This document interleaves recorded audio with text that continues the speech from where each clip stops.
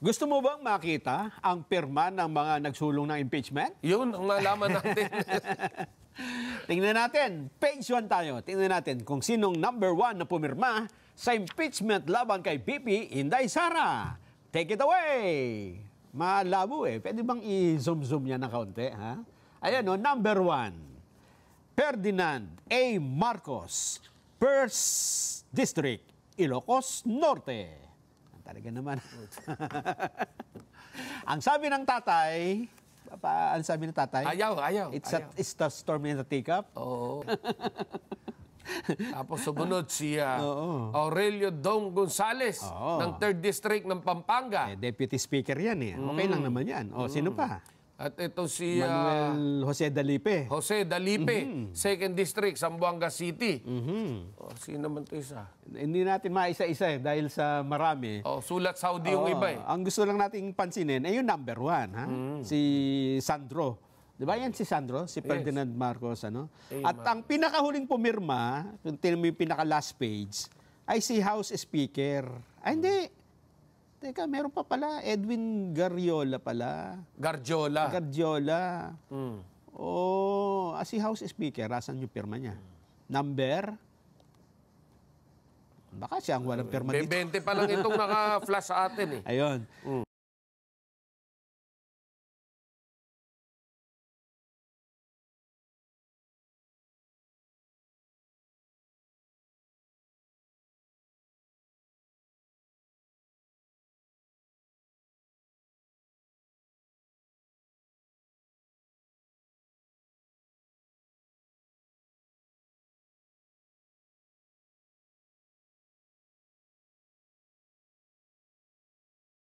So, yan lang po ang ilan sa pumirma. Sige, pakita mo na lahat.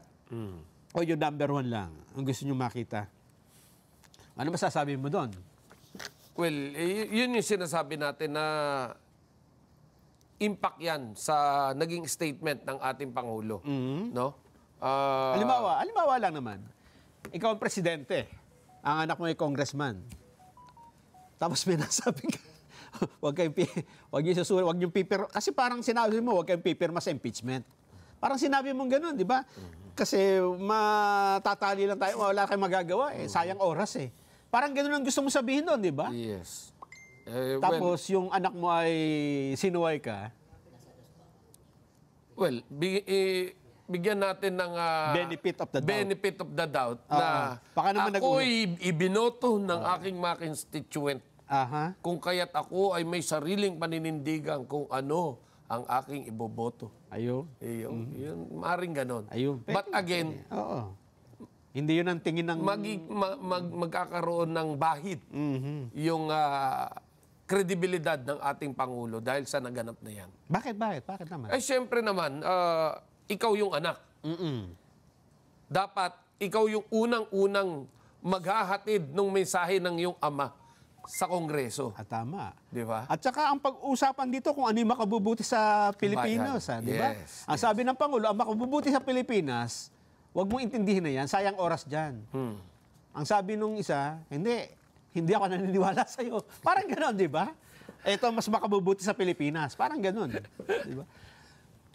Ano naman ang sa tingin mo implication nito sa business, sa mga negosyante? Well, of course, no? Nakakausap mo sila eh. Ang mga negosyante, kapag kinausap yan, sabihin na natin, ng Pangulo, yung mga big tickets. Yes. Okay, I will help you in our country. You can do business. No? Paano na lang yung magiging kredibilidad naman ng Pangulo dito sa mga negosyante? Na sinasabing protektado ang kanilang negosyo sakaling pumasok sila sa ating bansa. Hinikayat niya na mag-invest dito at pumasok na.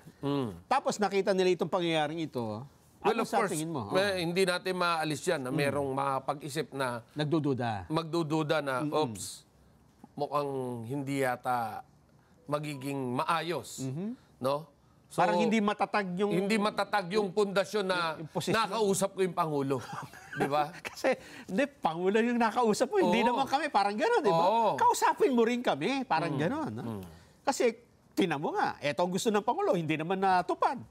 Kaya kailangan, wag ka lang sa presidente. Parang gano'n bang nangyayari? So, kaya yung impact sa ating investors, sa ating business, sa economy, Hindi maalis. Ano? hindi maalis na tatamaan ito at magkakaroon ng black eye. No? Lalo na sa sitwasyon ngayon na tumataas ang gasolina, ang crudo, kerosene, LPG. Yan yung pinaka-root of the of all the problem. Yan yung umpisa eh. Oo. Tapos yung dollar, di ba? Lahat. Yung pagkain, yung sardinas, pinayagan na itaas ngayon. Di ba? So, this will all hit, no? Hit back on the government saying na ano ang ginagawa ng gobyerno? Bakit ganito ang nangyayari sa taong bayan? At sana wag nating kakalimutan, ang usapin dito, ang pinag-uusapan, hindi naman hindi impeachment. Ha? Ang topic ay ano ba ang makabubuti sa bansang Pilipinas, sa mga tao. Ang sabi ng presidente, hindi ako naniniwala na impeachment ang makabubuti. Dahil sayang lang oras. Ang sabi ng mga kasama niya, hindi, mali ka. Ang alam namin, impeachment, makabubuti ito. So saan tayo papunta? Ibig sabihin, magkaiba po ang landas na tinatahak ng Pangulo at nung kanyang mga pinagkakatiwalaan. Hindi ba? Sabihin na natin may karapatan sila at kapangyarihan gawin yon, pero ang tingnan natin ay yung saan ang direksyon ng bansa, di ba? Parang magkaiba ho sila ng pinupuntahan. Yun ang masakit, no? Sa ngayon, since ganyan yung mga direksyon at hindi malinaw yung path to success, no? Oo.